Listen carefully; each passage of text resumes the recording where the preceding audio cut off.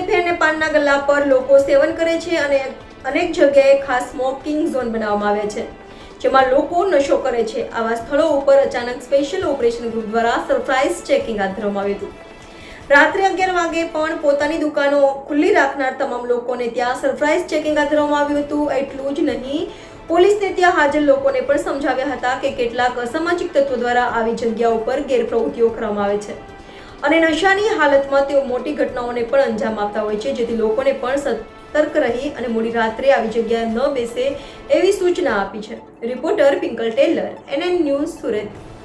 દર્શક મિત્રો, તમારી આસપાસ બની રહેલી અવનવી ઘટનાઓ વિશે જાણવા માટે NN ન્યૂઝને લાઇક કરો, શેર કરો, સબસ્ક્રાઇબ કરો અને બેલ આઇકન પ્રેસ કરો, જેથી આપને નોટિફિકેશન્સ મળતી રહે.